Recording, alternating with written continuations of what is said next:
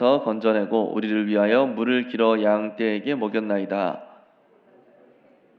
그 사람이 어디에 있느냐? 너희가 어찌하여 그 사람을 버려두고 왔느냐? 그를 청하여 음식을 대접하라 하였더라. 모세가 그와 동거하기를 기뻐하며 그가 그의 딸 십보라를 모세에게 주었더니 그가 아들을 낳음에 모세가 그의 이름을 게르솜이라 하여 이르되 내가 타국에서 나그네가 되었음이라 하였더라. 아멘. 애굽에서 도망친 모세는 미디안 광야에 도달하게 되었고 그곳에서 가정을 이루게 됩니다.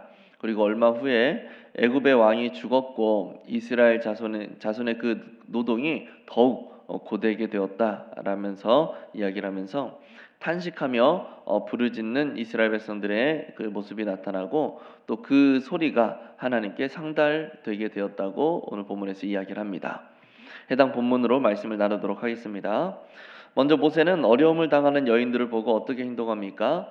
17절에 보면 다른 가축들의 목자들이 와서는 여인들을 쫓아내고 이 모습을 보고서 모세가 이 여인들을 도와서 양떼에게 물을 먹일 수 있도록 도왔다라고 이야기를 하고 있습니다. 모세가 미디안에 정착해 살아갈 때에 애굽에는 어떤 일이 일어납니까?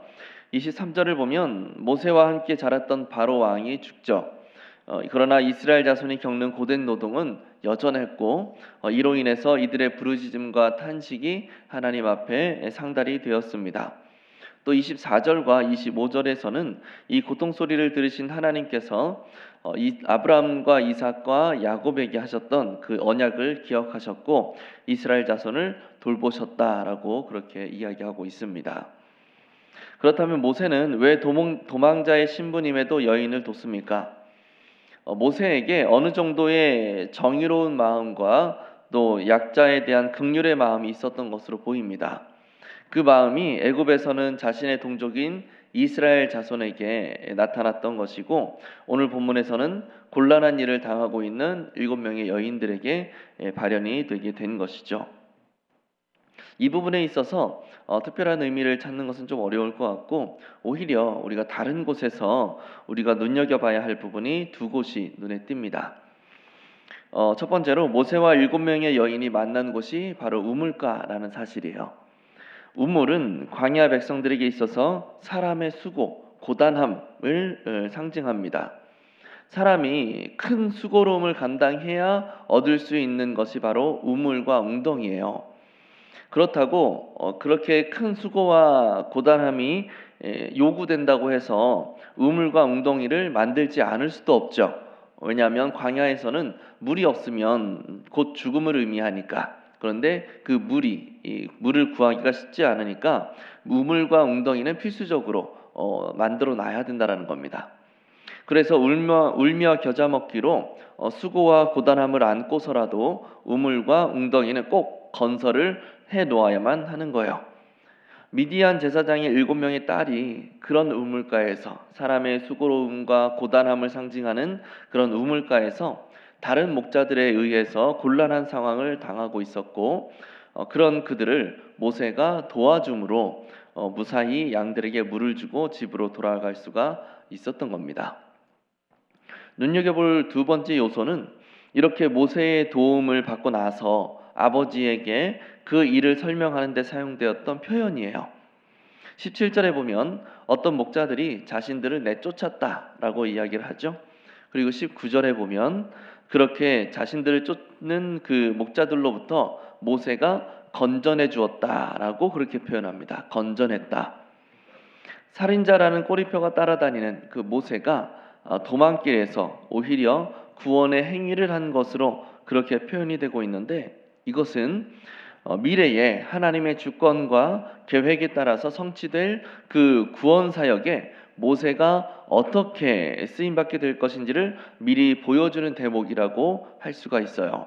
우리가 모세가 그 갈대 상자를 통해서 건진 받을 때 그 이집트 공주가 모세의 이름을 지을 때 그 의미가 나타났죠. 물에서 내가 건져냈다라는 의미였습니다. 그리고 그 건져냈다라는 의미가 홍해에서 이스라엘 백성들을 건너게 하시고 그 물로부터 건져내어 구원하셨다라는 것을 상징한다고 했어요. 지금 이 건져냈다라는 표현이 바로 동일한 그런 의미를 가지고 있는 겁니다. 즉 우물은 애굽에서 수고로움과 고통의 시간을 보내고 있는 이스라엘 민족의 상황을 암시해주는 그런 요소라고 할 수 있는 것이고, 모세를 통해서 건져냄을 받은 미디안의 여인들은 모세를 통해 애굽으로부터 구원을 받게 될 이스라엘 민족을 상징하는 거죠. 그리고 이런 이스라엘의 구원은 모세의 혈기로 인한 충동적인 그런 행동을 통해서가 아니라 하나님의 큰 섭리와 계획 안에서 이루어질 것이다 라는 사실을 분명하게 보여주는 겁니다. 우리 느낀 점으로 넘어가겠습니다. 자기 형제들을 구하려다가 어려움을 겪었음에도 또다시 누군가를 구하는 자리에 뛰어드는 모세를 보며 무엇을 느낍니까? 모세는 자신이 누군가를 도우려는 모습을 취할 때 이것이 하나님의 도구가 될 것이라 하거나 이것을 통해서 하나님의 구원의 역사가 나타날 것이라 라는 판단하에서 행한 것은 아니었습니다. 더욱이 그의 행동들은 다소 충동적이라고까지 보인단 말이죠. 특히나 그 애굽에서 노역 관리자를 쳐서 죽이는 모습은 더더욱 충동적이다라고 그렇게 보여요. 그러나 모세의 심성이 정의와 긍휼이 있었다라는 사실만큼은 확실하게 확인할 수가 있겠죠. 이런 모세의 행보를 통하여서 하나님께서는 이스라엘에 대한 하나님의 그 구원 사역이 어떤 모습으로 이루어질 것인지를 보여주고 계시는 거예요. 그의 어떤 부족함이나 그의 어떤 충동적인 성향들, 이런 것들을 통해서도 하나님의 역사를 나타내는 도구가 될 수 있다라는 거죠.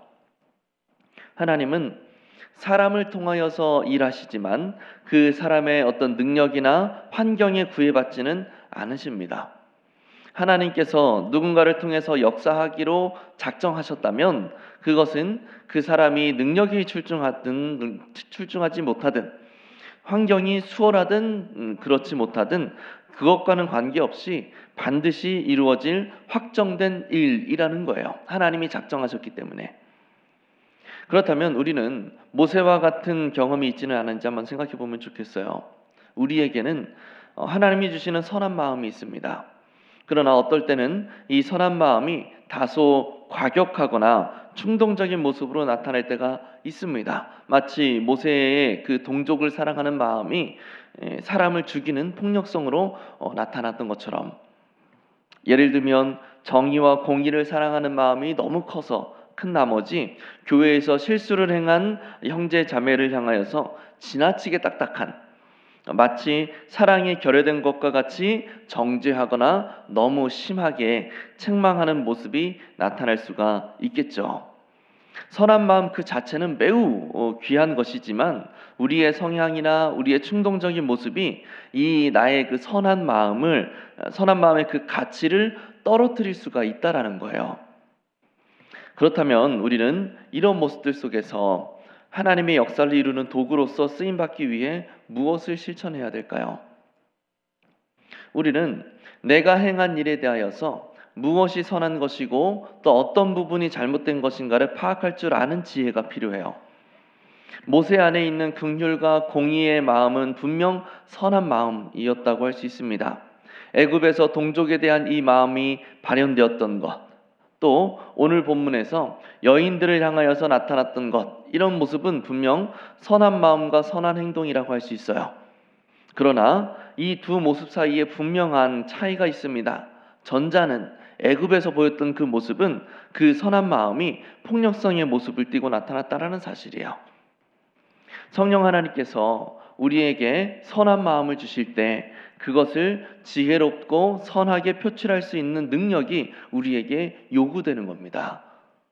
이것은 자연스럽게 우리가 말하고 우리가 행동하는 것에 있어서 조심스러운 태도를 지니도록 그렇게 만들 거예요. 나의 선한 의도가 나의 어떤 행동으로 인해서, 나의 어떤 말로 인해서 오인되거나 오해가 발생한다면 참 속상한 일이겠어요. 더 나아가서 하나님의 영광을 가리게 만드는 모습으로 받아들여지게 된다면 이보다 애석한 일은 없을 겁니다. 그러므로 선한 마음을 품는 만큼, 우리에게 선한 마음이 있는 만큼 그 말과 행동에 있어서 더욱 조심하면서 우리 마음에 있는 선함이 우리의 모습 모습 속에 선하게 나타날 수 있도록 유의할 수 있는 경건함을 지니시기를 바랍니다. 이것을 통해서 하나님의 영광을 드러내고 이웃을 향한 선함을 잘 나타낼 수 있는 우리 모두가 될 수 있기를 예수님의 이름으로 간절히 축복합니다.